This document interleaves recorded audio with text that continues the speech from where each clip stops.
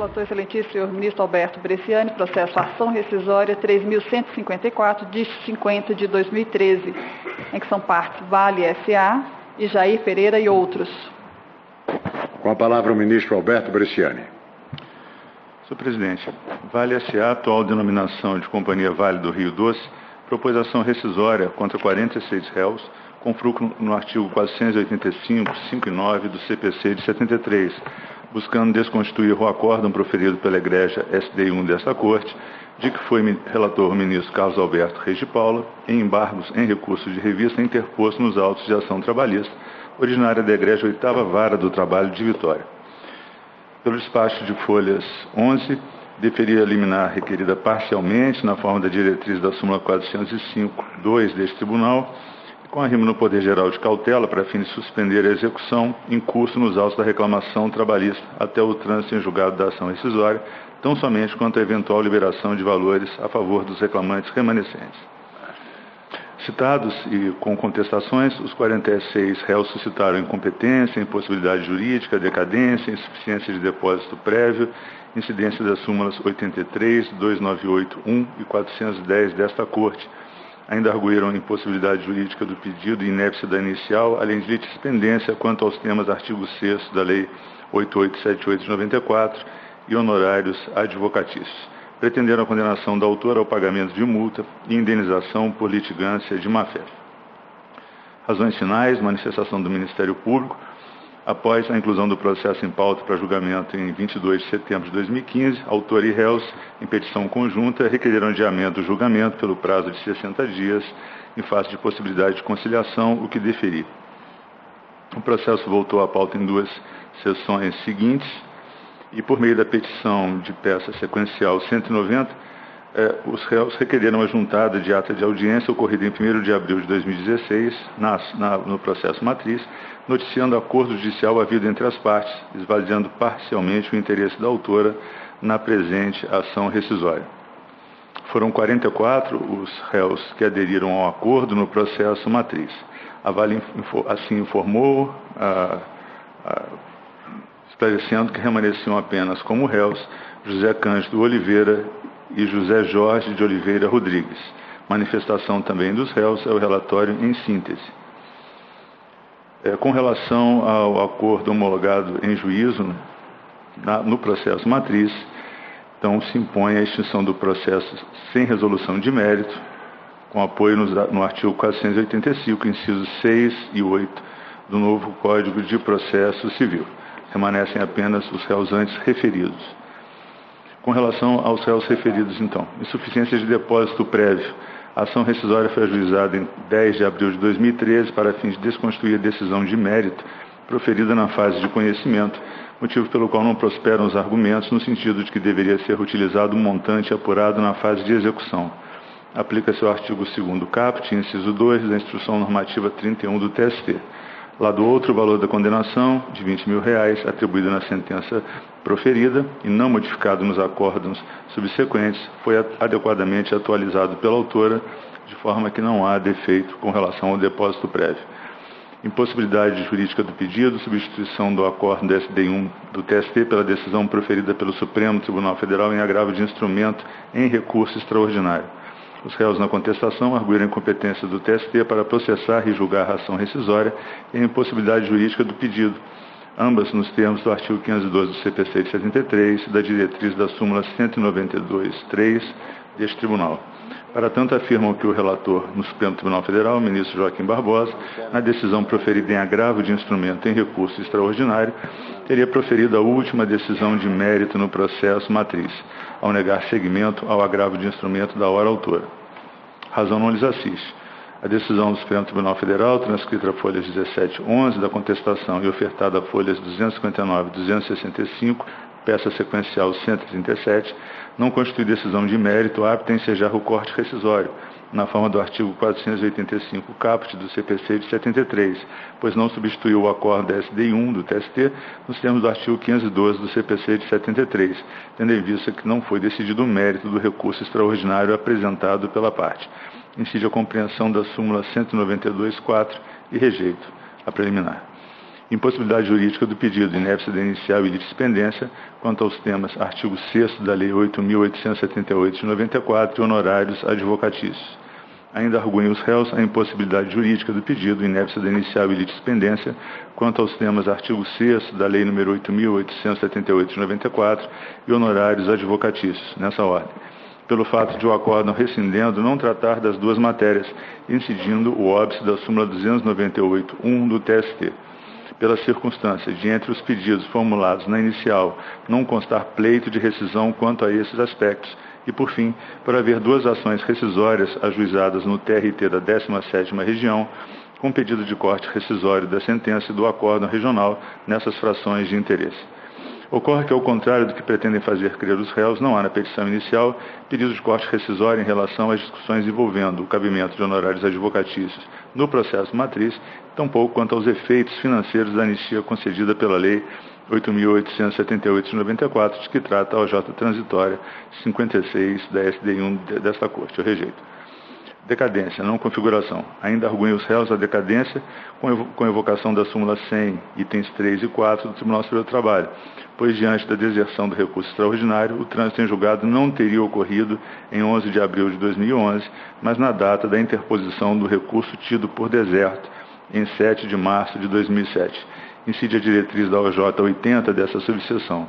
O não conhecimento do recurso por deserção não antecipa o desacordo do prazo decadencial para o ajuizamento da ação rescisória, atraindo na contagem do prazo a aplicação da súmula 100 do TST. Rejeito ainda esta preliminar. Admito a ação rescisória. As demais questões preliminares arguídas pelos réus em contestação, óbices das súmulas 83, 2981 e 410, guardam pertinência com o mérito. No mérito, maneja a parte a violação do artigo 2º, parágrafo 1 da Lei 8.878 de 94 e erro de fato.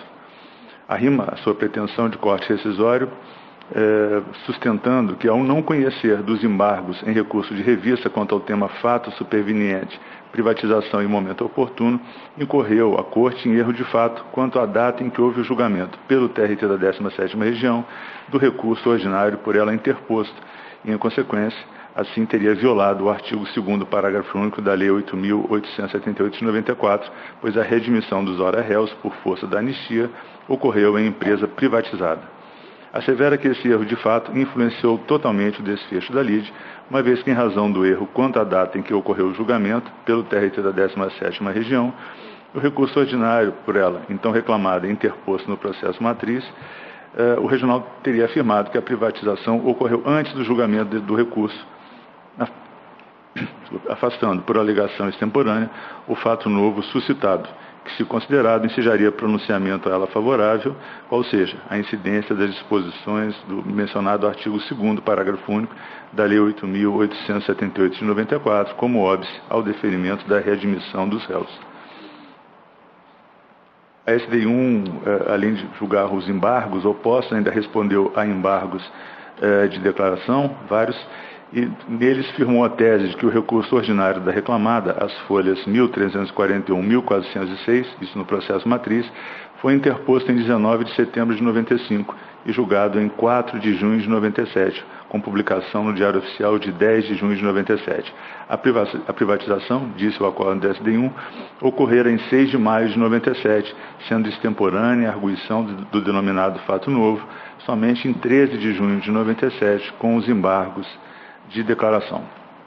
Faça a transcrição ao exame de Vossa Excelência dos diversos acórdãos proferidos e referidos na ação rescisória. Rememoro a resposta do TRT da 17ª Região aos embargos declaratórios nos quais o fato novo, privatização, foi suscitado. Disse aquela Corte: a história do fato novo não pode ser apreciada no acórdão porque não foi suscitada pelo embargante, já que a privatização, quando do julgamento pelo tribunal, não ocorrera. Por esse motivo, não podia ser também conhecido de ofício, de sorte que não há nenhuma omissão no acórdão neste particular. O que o embargante pretende é, com esta arenga, sem omissão, reformar o acórdão. E negou-se provimento ao recurso da parte. O TRT, como se vê, consignou num acórdão que a privatização foi posterior ao julgamento do recurso ordinário da empresa. Contudo, entendeu que não haveria omissão a ser saneada, em razão exatamente da circunstância de que, no momento do julgamento, a privatização não havia ocorrido, situação que também impediria seu conhecimento de ofício. Em outras palavras, o TRT da 17ª Região não emitiu tese de mérito envolvendo a privatização da CVRD e a necessidade de aplicação do artigo 2º, parágrafo único da Lei nº 8.878 de 94. E o que fez a empresa? Interpôs recurso de revista. Contudo, no recurso de revista, isto é relevante, não suscitou ofensa ao artigo 462 do CPC de 73, tampouco apresentou arestas para o cotejo de teses, versando sobre um momento oportuno para alegação de fato novo, na forma então autorizada pelo artigo 896 A e C da CLT.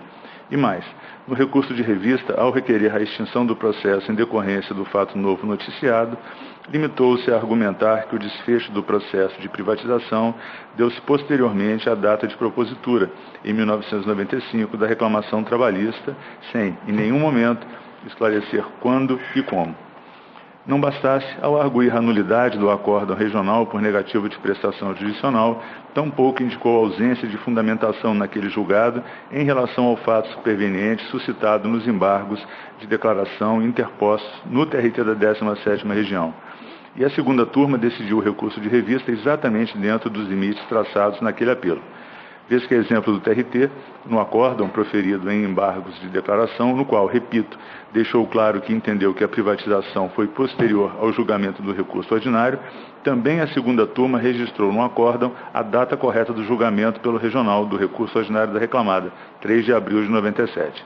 Também se constata que a turma consignou no acórdão proferido que o recurso de revista, quanto ao fato superveniente, prestou-se a veicular apenas as alegações da parte, sem haver qualquer prova acerca da efetiva existência da privatização e a data em que essa ocorrera, folhas 569 e 575, que, aspas, muito embora se possa reconhecer que a reclamada efetivamente não tenha anunciado que a privatização se deu em 95, é fato que a sua alegação foi a de que essa privatização teria ocorrido após a interposição da ação, datada de 95, sem, todavia, precisar a data, e que, não obstante se possa acusar a presença nos autos de documento noticiando a transferência das ações da CVRD para a Valepar S.A., tem-se que sobre o assunto não se manifestou o regional, havendo igual silêncio por parte da empresa no recurso de revista, mantendo-se vaga a informação de que a privatização ocorrera após 1995.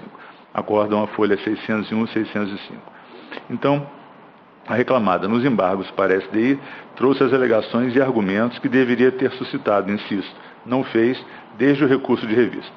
No quadro posto, ainda que se verifique no acórdão rescindendo erro da SDI1 quanto ao fato de que o julgamento do recurso ordinário pelo TRT da 17ª Região ocorreu em 3 de abril de 97, não em 4 de junho de 97, não há como acolher o pedido de corte rescisório por erro de fato, no artigo 485.9 do CPC de 73, exatamente em razão dos limites anteriormente traçados pela parte ao interpor recurso de revista. Isso porque eventual novo julgamento dos embargos interpostos teria de necessariamente considerar os aspectos levados ao exame da turma no recurso de revista e dentro dos limites nele estabelecidos. Eventual correção da percepção defeituosa não levaria, no estado daqueles autos, a diferente resultado. À vista de todo exposto, desmerece acolhimento à pretensão desconstitutiva formulada com base no erro de fato. Passemos agora à análise do fundamento de rescindibilidade descrito no artigo 485.5 do CPC de 73. No tocante à violação do artigo 2º, parágrafo único da Lei 8.878 de 94, também não prospera a pretensão de corte rescisório, pois a SDI1, no acórdão rescindendo, insisto, não analisou o mérito da matéria debatida sob o enfoque da privatização da CVRD e dos efeitos da mesma privatização sobre o pleito de readmissão deferido na sentença e mantido pelo regional. Não se pode concluir que a decisão rescindenda tenha ofendido preceitos de lei quando o julgador não emite tese sobre o prisma debatido pela parte. Oportuno ressaltar, quanto aos dois fundamentos de rescindibilidade evocados pela autora, que essa Corte Superior Trabalhista, em recurso de revista e de embargos, somente aprecia a matéria eminentemente de direito. a partir das premissas fático-probatórias, bem ou mal, já registradas no acórdão recorrido e dentro dos limites traçados nos recursos até então interpostos. A finalidade dos recursos de revistas de embargos é a uniformização e jurisprudência, de maneira que cabe ao TST, na proteção do direito objetivo, rever somente tese, a interpretação dada à legislação pelo TRT e pela turma do TST. Instância extraordinária não revê conteúdo de prova, nem a valoração que lhe foi dada em segundo grau de jurisdição ou em turma desta Corte. A Corte Superior Trabalhista não é terceira instância, terceiro grau de jurisdição, mas instância extraordinária, grau especial de jurisdição. A situação atrai a incidência da diretriz do item 1 da súmula 298 do TST, segundo a qual a conclusão acerca da ocorrência de violação literal de lei pressupõe pronunciamento explícito na sentença rescindenda sobre a matéria veiculada. Em resumo, eu admito a ação rescisória e, no mérito, julgo improcedente, revogando a liminar parcialmente concedida. Não vislumbro comportamento processual que induza a litigância de uma fé, custas pela autora no importe de R$400, calculadas sobre o valor da causa de R$20.000, em face da improcedência, honorários advocatícios no importe de 25% sobre o valor atualizado da causa. Com o trânsito em julgado e havendo unanimidade, reverter-se-á o valor do depósito prévio a favor dos réus remanescentes, com transmissão do resultado à presidência da Egresso TRT e ao juiz titular da 8ª Vara de Vitória. É o resumo do voto, senhor presidente. Doutor César, o voto lhe é favorável, não é? Não, excelência, mas eu insistiria por causa das preliminares. Vossa Excelência tem um prazo regimental. Fique à vontade. Senhor presidente, senhores ministros, senhor procurador, colegas advogados, senhores magistrados, colegas estudantes, senhoras e senhores. O digno relator, corretamente, registrou que não há e não se trouxe para o debate nesta casa a questão do fato novo no momento oportuno. Mas há de se acrescer algumas questões importantes para a compreensão da lide. A primeira é que, quando for ajuizada a ação, já estavam os reclamantes com decisão administrativa pela anistia. Já havia um reconhecimento do Estado, a vale ainda estatal, e que eles estavam anistiados. Ainda que se possa discutir a existência de fato novo, teria que chamar um sucessor para a anistia, que seria a União, já configurada a anistia como direito adquirido. Mas essa matéria, como bem registrou o ministro relator, não fora trazida para debate. Em nenhum momento o fato novo que se ocorrera, que podia ter sido arguído no TRT ou aqui mesmo no tribunal, e não se trouxe a matéria. E não se discutindo, não caberia nesta fase a ação rescisória. Mas a sustentação se prenderá à questão das preliminares que são postas. A Vale do Rio Doce ingressara com 4 ações rescisórias em relação ao mesmo acordo. 2 no regionais, já transitadas em julgado, uma no TRT, no TST referente aos honorários, já transitada em julgado, e a presente ação. Quando fora julgada improcedente a ação, a Vale do Rio Doce ingressou com um recurso extraordinário. O vice-presidente, no exercício da sua competência, reconheceu como deserto o recurso. A Vale ingressou com agravo de instrumento. O ministro relator no Supremo Tribunal Federal, o ministro Joaquim Barbosa, ao negar conhecimento, ao julgar improcedente o agravo de instrumento, ele ingressa no mérito, ele analisa ponto a ponto do recurso de agravo. Analisa expressamente a questão se havia ou não fato novo, ao rejeitar o agravo de instrumento. Ora, quando o Supremo Tribunal Federal analisa em sede de agravo detalhadamente a matéria do agravo de instrumento que consta do recurso extraordinário, ele atrai a competência rescisória. A súmula 249 do Supremo Tribunal Federal não deixa dúvida, diz a súmula: é competente o Supremo Tribunal Federal para ação rescisória quando, embora não tendo conhecido do recurso extraordinário ou havendo negado provimento ao agravo, hipótese dos autos, tiver apreciado a questão federal controvertida. exatamente a prova do o que acontecera nos autos. O ministro Joaquim Barbosa, ao não conhecer do agravo, ele ingressa na questão dizendo que não havia fato novo superveniente. Ora, esse acordo, como bem reconheceu o Ministério Público na sua manifestação, atrairia a competência do Supremo Tribunal Federal para ação rescisória. E o resultado da ação rescisória, embora concordando no julgamento do mérito, seria a da extinção do processo e não a improcedência. Por isso, a sustentação oral no que se refere a preliminar. Mas há outra preliminar também que é importante.